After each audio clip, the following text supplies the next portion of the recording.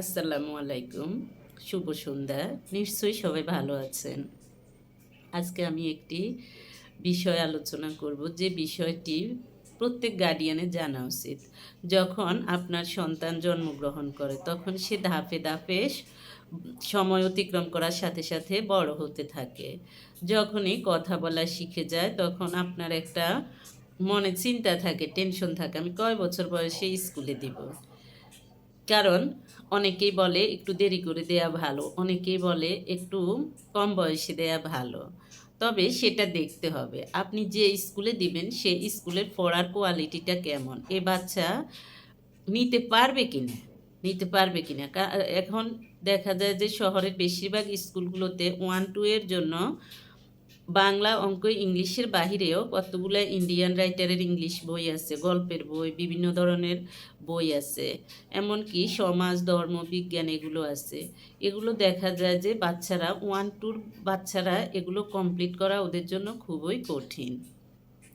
তবে গ্রামে এই ধরনের প্যারা নেই। তাই গ্রামে কিন্তু ৩ বছর বয়সে দিয়ে দেয়া যায়। যেমন আমাদের সময় 3 বছর বয়সে দিয়ে দিত। তখন কষ্ট হয় নাই। পড়া কম ছিল। তারপর শহরের স্কুলের মতো এত উল্টে-পাল্টে প্রশ্ন করে না। তাই ওগুলো কমপ্লিট করা যায়। কিন্তু শহরের স্কুলগুলো এখন এই ধরনের হওয়াতে দেখা যায় যে ম্যাক্সিমাম গার্ডিয়ান বয়স কমিয়ে তখন ন্যূনতম ৬ বছরে দিতে হবে 1 এ, বয়স কমিয়ে ৬ বছর আনে। কিন্তু দেখা যায় যে এগুলো শুধু কারণ সমাজ, বিজ্ঞান, ধর্ম, ইন্ডিয়ান রাইটারের বই এগুলো পড়ে বাচ্চা কি শিখবে? 1-2 বয়সে 1-2 এর বাচ্চারা এগুলো থেকে কি শিখবে সেটা দেখতে হবে। এটা তার শিখে কাজে লাগবে কিনা। শুধু কতগুলা বই আপনি এসব বাচ্চাদেরকে দিয়ে পড়াবেন। আর এইসব কারণে বাচ্চাদের কয়েকটা বছর পিছিয়ে দিতে হয়। কেন?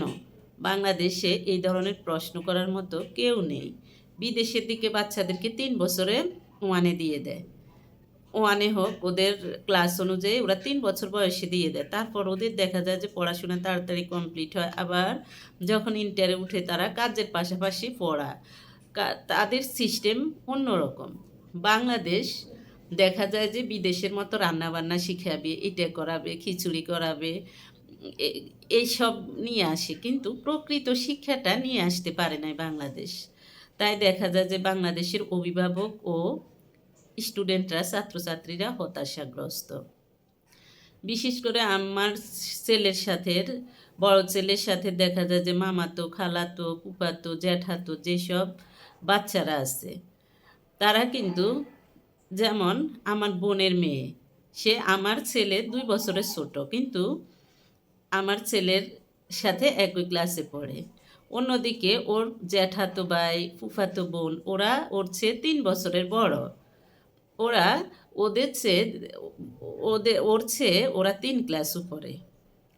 এক্ষেত্রে আমি মনে করি ওরা শুধু বাচ্চাদের সময়টা নষ্ট করেছে। কারণ গ্রামে যে পড়া, এই পড়ার জন্য শুধু এত বছর সময় নষ্ট করা উচিত হয় নাই।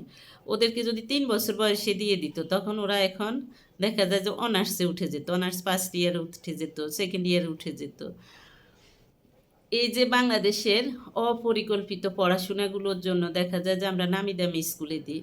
এই নামি দামি স্কুলে দিয়ে দেখা যায় যে আমরা বাচ্চাদের শুধু ক্ষতি করি। কিন্তু কি করব? এখন আমাদের প্রতিবেশীরা পড়ায়।